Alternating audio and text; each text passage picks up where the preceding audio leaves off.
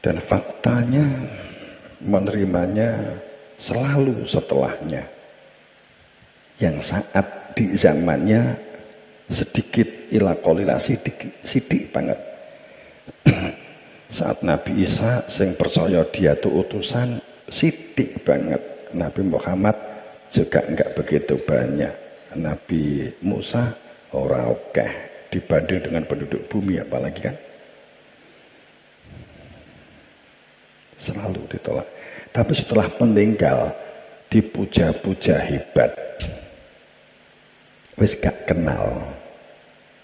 Yang gitu. Akibatnya berada di dalam ketidakpastian. Akibatnya ambigu.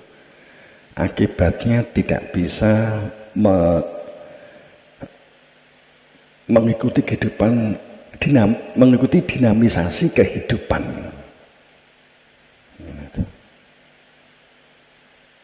Akhirnya kompleksitas terasa sebagai ketidakpastian. Itu jamaah rahimakumullah yang berbahagia. Padahal iman itu adalah pasti. Iman itu adalah masalah kepastian. Kepastian tujuan, kepastian arah, kepastian sebagai ilmu, bukan kepastian sebagai wawasan atau pengetahuan.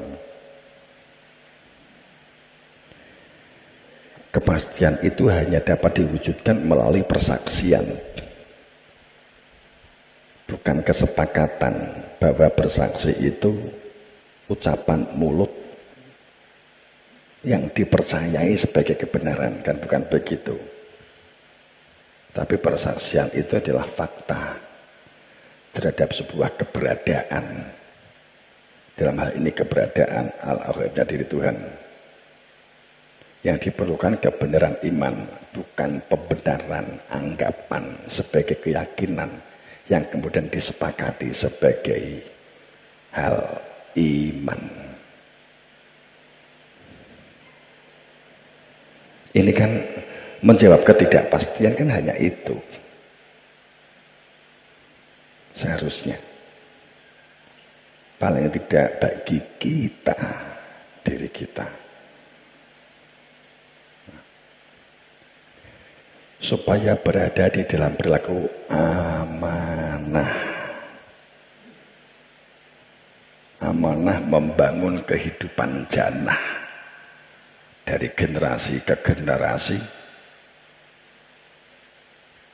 Tata kelola kehidupan wastakmarkum fiha, tata kehidupan kelola, tata kelola kehidupan yang memakmurkan, saling memakmurkan, saling koneksi, saling interaksi, harmonisasi sebagai sebuah orkestra kehidupan, harmonisasi orkestra kehidupan yang di dalamnya ada keindahan, ada art, ada sains, ada teknologi, dan tidak hanya satu generasi, kehidupan yang harmonis yang perlu diwujudkan. Bagaimana supaya menjadi manusia yang amanah, setingkat mampunya sendiri. Sejauh mana kita saling mempengaruhi untuk berada di dalam amanah itu, untuk mempengaruhi harmonisasi. Amanah itu untuk dapatnya saling mempengaruhi sebagai kehidupan yang harmonis. Seperti apa? Sebab ini kalau kita ada ungkapan dalam sebuah hadis. Ini saya enggak baca, kamu baca sendiri, yaitu karena sudah ada kamu baca sendiri. Ida atil amanat, itu kamu baca sendiri seperti itu. Pada saat sebuah amanah itu disia-siakan, maka tunggu hancurnya, tunggu musnahnya. Akan ada satu akumulasi puncak saat amanah kola Kaifa ishalatuha. Bagaimana sebuah amanah itu ya Rasulullah dikatakan disia-siakan. Disia-siakan saat segala urusan, suatu urusan idas lidal amru, saat urusan, atau katakan demikian, pada saat aktivitas yang dilakukan tidak di dalam perintah karena menghilangkan perintah. Saat sesuatu yang dilakukan tidak di dalam perintah, maka pasti akan berada di dalam perilaku nafsu. Wa ma'atro kama yaumiddin, thumma ma'atro kama yaumiddin. Apa yang dimaksud, apakah kamu tahu apa yang dimaksud orang yang berada di dalam kehidupan yaum, kehidupan yang sehari-hari yang dijalani, berada di dalam ad-din, berada di dalam kehidupan yang menyelamatkan, yang terselamatkan di dalam sistem kebenaran, di dalam sistem memakmurkan, di dalam sistem harmonisasi. Hatinya mengenal Tuhan, tata lahirnya saling mengenal sesama manusia.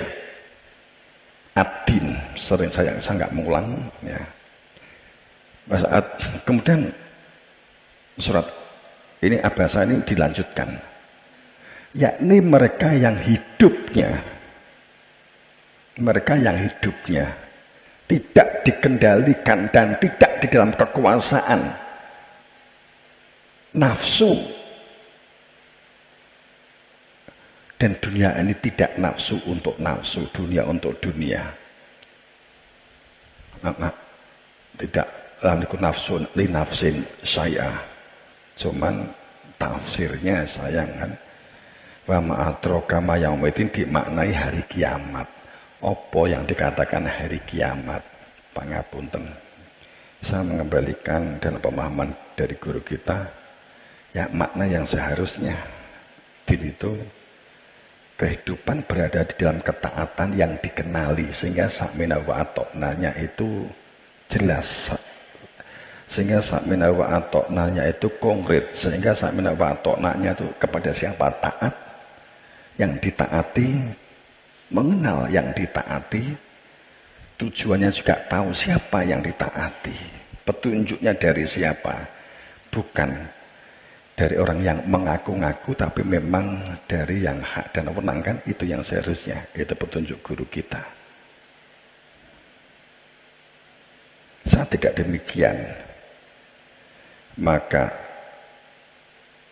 segala sesuatunya huri alihi fa'unduri sa'ah, maka tunggu hancurnya, tunggu kehancurannya. Akumulasi itu akan meledak seperti balon saat diisi gas, maka saat belum sampai pada titik meledak kita asik, kita buat bisnis, dapat kita jual, menguntungkan, tapi kita nggak terasa semakin pompa itu diterus-teruskan, maka balon itu akan meledak. Baru orang yang tidur kaget terbangun dari tidurnya.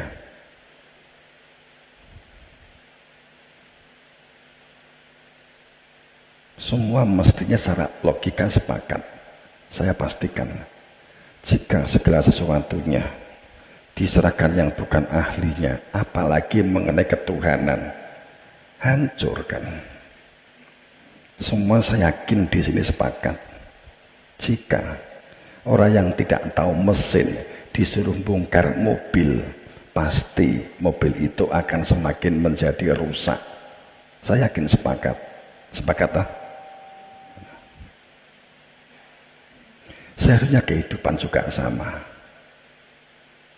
Saat seseorang tidak mengetahui konstruksi elemen-elemen yang diperlukan dalam sebuah membangun rumah. Bahkan orang yang tahu tentang bahan material untuk membangun sebuah rumah, tapi tidak tahu komposisinya, maka rumah itu akan hancur. Bisa berdiri tapi kemudian hancur karena tidak tahu komposisi. Berapa ukuran semen, berapa ukuran pasir, berapa ukuran koral. Biasanya kalau seperti umpamanya bangunan, kalau nggak tahu bisa jadi menjadi boros, kan bisa jadi kan begitu, tapi juga bisa nggak awet. Juga karena tidak tahu komposisi, itu kan bisa jadi hancur. Jika segala sesuatunya diserahkan yang bukan ahlinya, akan terjadi sebuah akumulasi menuju kehancuran. Jika sesuatunya diserahkan yang bukan ahlinya, namanya ahli itu bertempat tinggal di dalamnya. Ahli rumah berarti dia pemilik rumah. Yang begitu, ahli mengetahui persis. Maka ini yang diperlukan. Anda pun juga begitu, kita juga begitu. Semakin Anda, kalau ini diderivasikan atau dibuat turunan, kalau Anda supaya tidak menjadi orang yang limbung, yang bingung, ikuti pendidikan dengan baik, karena intinya pendidikan itu membangun moral dan mental. Kemudian skill dan keterampilan, ya, kamu ikuti, maka kamu supaya berada di dalam sebuah perilaku. Ahli dalam hal ini adalah majas. Ahli, skill, keterampilan, memiliki skill tertentu begitu. Kalau dalam hal ketuhanan, karena jawaban Quran itu satu, jawaban kitab, bahkan Injil, Taurat, Zabur semuanya sama. Wa tapi sabila man anaba ilayah, seorang ahli itu pasti pernah bongkar pasang mesin, tahu persis, bukan dari konsep atau bacaan, tapi telah memiliki pengalaman yang karena telah mengalami, tahu persis, bahkan disebut ahli itu hak karena mendapatkan SK, mendapatkan surat, mendapatkan mandat. Dikatakan ahli karena dia memiliki sertifikat, memiliki IMB, dia sebagai ahlinya, pemilik ahli. Itu bukan memiliki pengetahuan tentang rumahnya A, memiliki pengetahuan tentang sertifikasi, kemudian merasa hak sebagai ahli rumahnya itu jenenge wong gendeng nyolong. Orang duwe sertifikat tapi hanya memiliki pengetahuan tentang sertifikat, mengetahui tentang iklim di mana rumah itu tinggal, berada di daerah mana, kondisi tanahnya tahu dia, tapi orang duwe sertifikat, gak duwe IMB, gak pernah diwasiati apa-apa dari pemilik sebelumnya, tapi dia punya pengetahuan tentang rumah. Kemudian dia dengan pedinya, saya yang berhak terhadap rumah ini. Siapapun yang manut saya, maka nantinya akan masuk rumah ini. Wipomane kue berarti kan gendeng toh awake dhewe. Kan itu kan namanya orang gendeng, binti gila, bin ora waras. Itu diarani dolim kan gitu. Anak-anakku yang berbahagia, sekarang situasi kalau kamu bisa melihat seperti ini, tapi ini peluang besar bagi kamu untuk melakukan sesuatu kebenaran. Amanah itu akan dapat terproses, menjadi sebuah kehidupan kamu, kehidupan kita, itu berada di dalam rukun Islam. Ya, tolong sadarkan diri kamu terhadap diri kamu sendiri, bahwa puasa bukan sekedar tidak makan, tidak minum pagi sampai malam, bukan sekedar itu, tapi kemampuan mengendalikan diri kamu dari perbuatan yang sia-sia. Sebab yang sia-sia, kaifa, ini ada kata-kata yang dibagiankan, kaifa, bagaimana ya Rasul, orang yang dikatakan menyia-nyiakan itu atuha, itu bagaimana orang yang dikatakan orang-orang yang menyia-nyiakan kehidupan, maka dia tidak amanah. Itu seperti apa?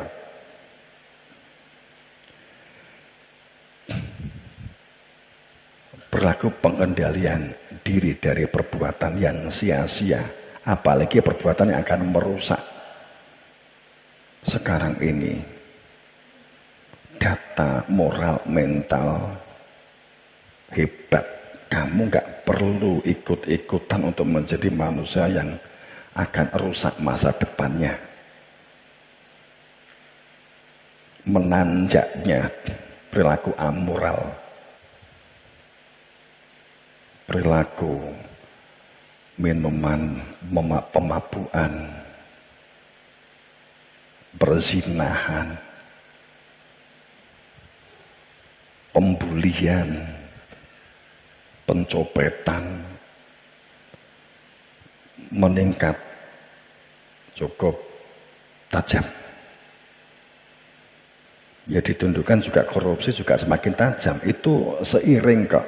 Nek sing legal itu korupsi, sing gak legal kan pencuri, kan begitu. Nek korupsi kan legal, sing ilegal kan mencuri. Nek sing legal itu korupsi, kan begitu. Nek kowe pengen legal ya kamu jadi pejabat dulu. Nek kowe gak ada di pejabat jadinya pencuri, kan begitu toh.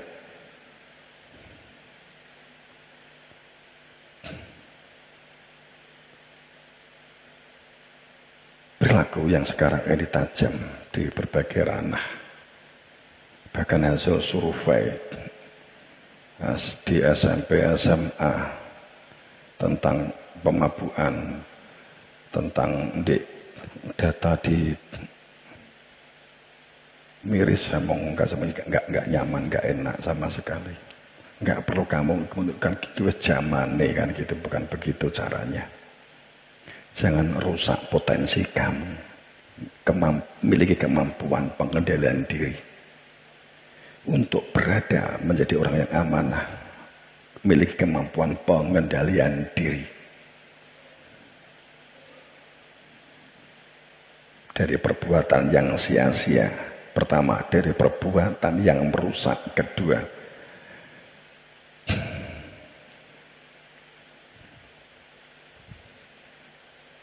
itu. Kemudian yang kedua, memiliki perilaku jujur. Jujurlah terhadap diri kamu sendiri. Jujur terhadap siapa diri kita. Jujur kalau kita memang tidak bisa, katakan tidak bisa. Jujur kalau kamu tidak tahu, katakan tidak tahu. Jangan malu untuk mengatakan saya tidak bisa, saya tidak tahu. Walaupun kamu kelas di bawah saya, tapi saya tidak tahu, maka kamu akan menjadi manusia pembelajar. Kamu tidak akan menjadi akumulasi orang yang panik. Saat kamu tidak, kemudian bagi yang lebih kecil juga memiliki perilaku jujur. Jangan berlaku arogan, walaupun kamu lebih tahu dari orang yang di atasmu. Kamu akan menjadi orang hebat saat kamu mengetahui lebih dulu sesuatu daripada ustadzmu sekalipun. Akan tetapi tidak kamu jadikan pijakan untuk menyepelekan dalam batin dan dalam benak kamu. Jangan menjadi orang yang menyepelekan hanya karena kamu merasa wawasannya lebih banyak daripada orang lain.